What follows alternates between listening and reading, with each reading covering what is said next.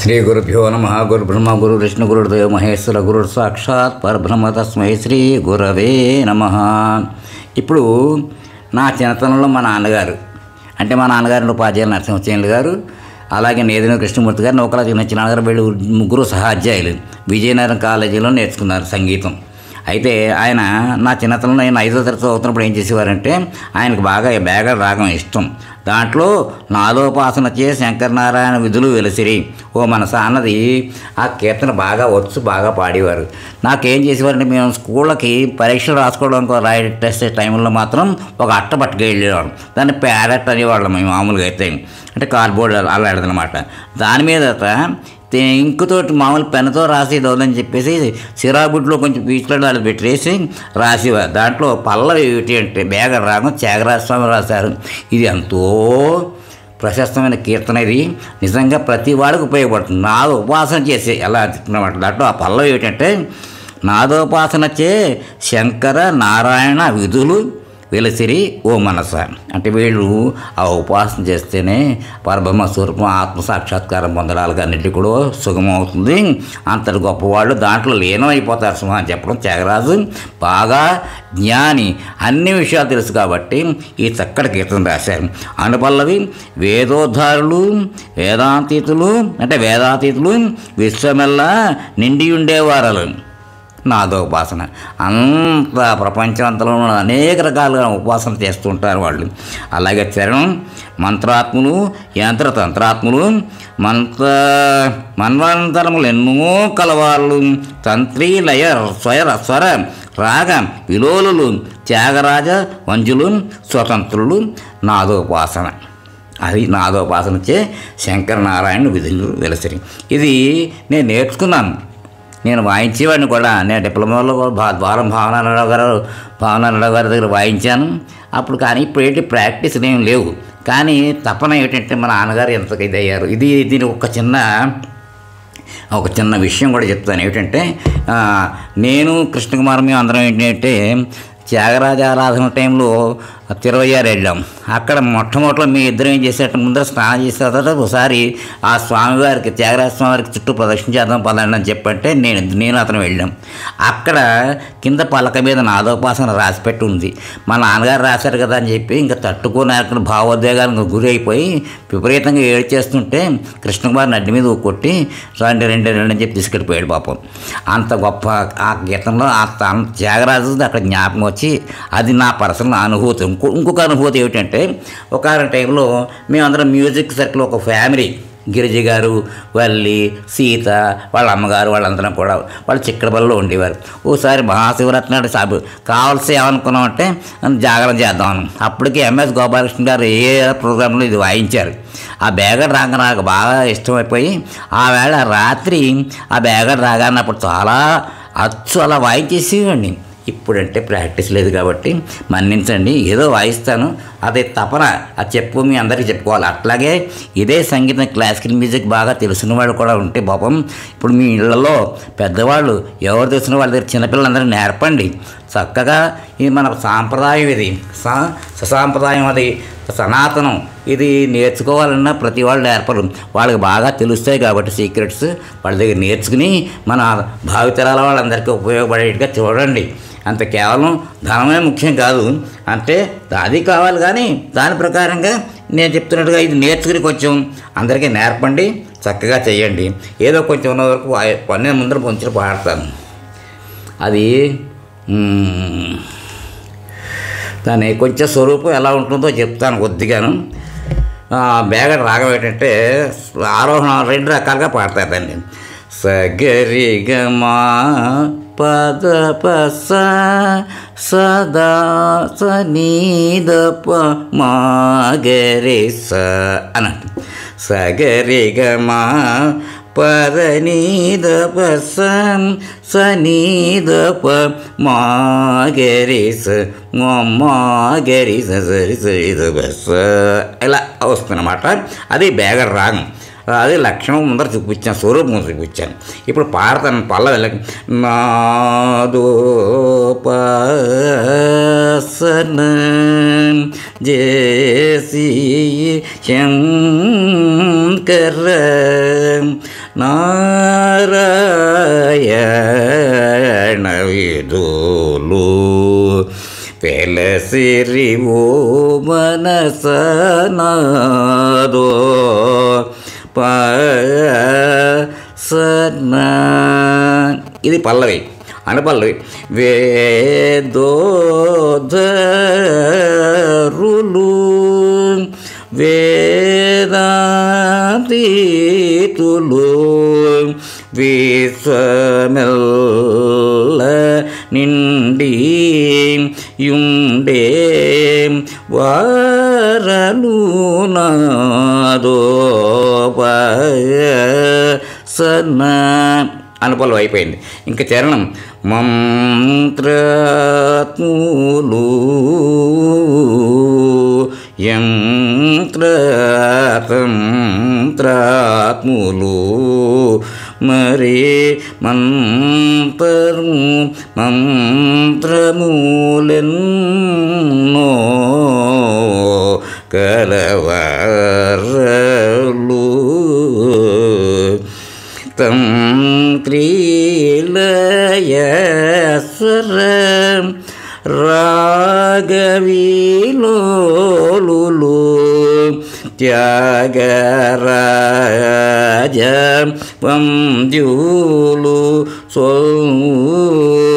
స్వాతంత్ర్యులు నారు త్యాగరాజ వంద్యులు స్వాతంత్ర్యులు నాదో పసన. జేసి శంకర నారాయణ విధులు వెలసిరి ఓ మనసనాదో పసన.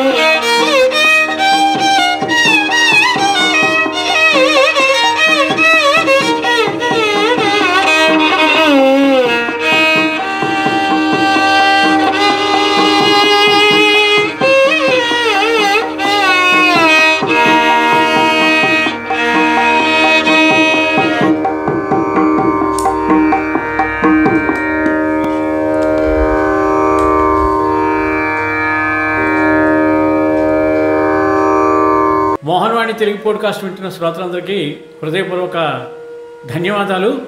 వినండి, వినిపించండి, వింటూనే ఉండండి. మోహన్వాణి తెలుగు పోడ్కాస్ట్ మీరు వింటున్నారు. మోహన్వాణి.